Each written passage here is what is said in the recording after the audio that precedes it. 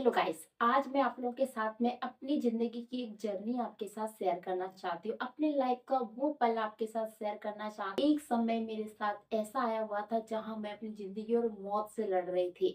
जहाँ पे मेरी कंडीशन बहुत ही ज़्यादा ख़राब हो चुकी थी। अच्छी खासी हँसती-खेलती हुई मेरी ज़िंदगी और मेरा शरीर एकदम फिट एंड फाइन था। मुझे नहीं पता था कि मेरे साथ में ऐसा कुछ भी हो सकता है। मुझे बिल्कुल भी अंदाजा नहीं था। उस समय मेरे पैरों तले ज़मीन खिसक चुकी थी।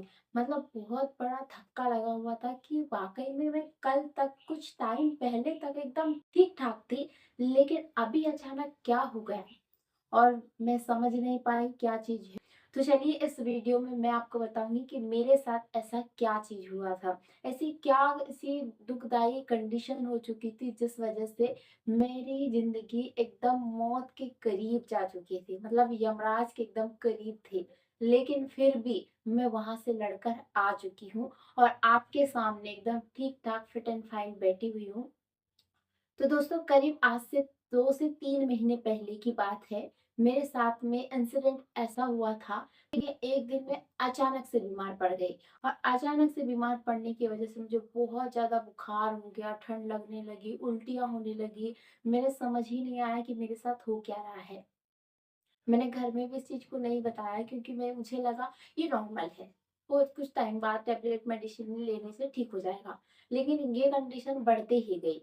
जैसे ही कंडीशन बढ़ते गई तो मैंने ब्लड टेस्ट करवाया। ब्लड टेस्ट करने के बाद में जब रिपोर्ट आती है, तो रिपोर्ट में बताया जाता है कि आपको डेंगू है।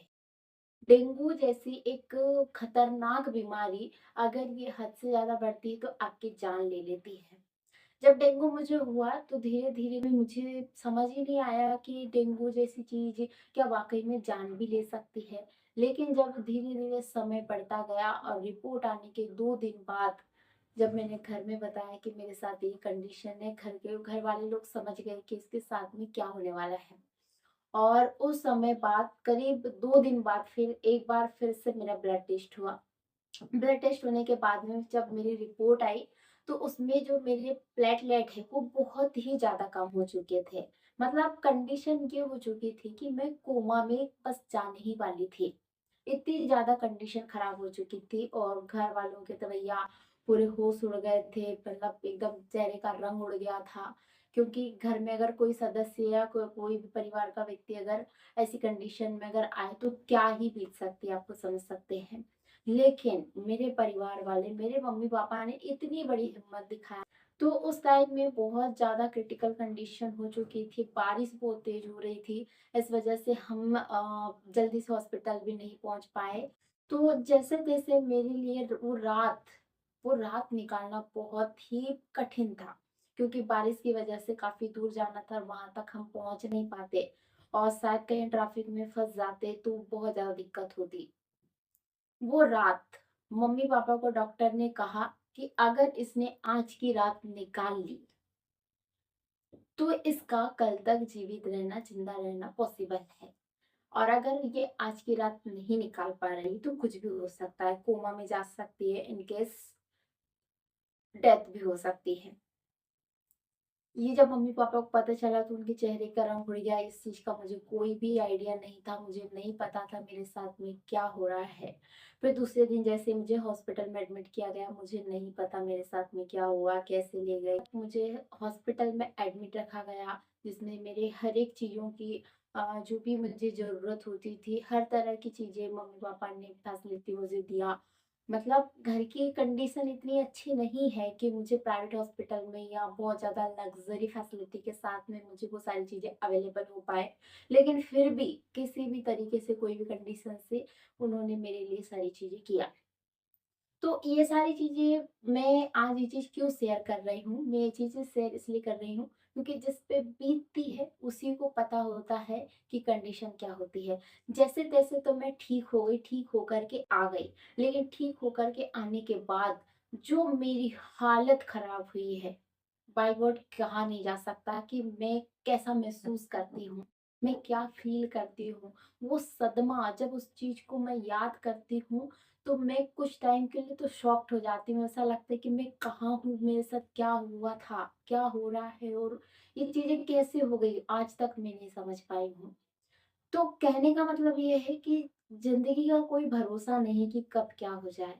लेकिन हाँ, अगर हम विश्वास रखते हैं कि हम अच्छे रहें, स्वस्थ रहें, तो दुनिया में कोई चीज़ आपके पास हो या ना हो, आपके पास पैसा हो या ना हो, आपके पास में धन-दौलत हो या ना हो, दुनिया की कोई खुशी हो या ना हो, लेकिन अगर आपका शरीर आपके पास स्वस्थ है, तो सारी दुनिया की दौलत आपके पास में है।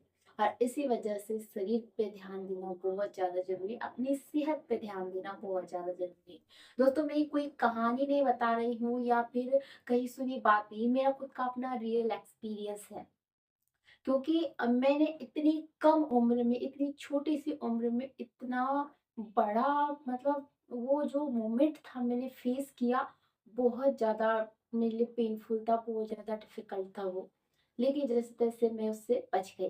पर अब उसके बाद में मेरी कंडीशन ये हुई कि बहुत ज़्यादा कमज़ोरी, थकान होना, मेरे बाल इतने बुरी तरीके से मेरे बाल झड़े हुए हैं, जब मैं ऐसे हाथों से जब ऐसे करती थी तो मेरे हाथों में बाल के गुच्छे आ जाते थे।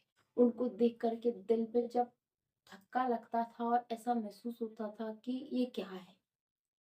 बर्दाश्त नहीं होता था और आज भी ये कंडीशन चल रही है।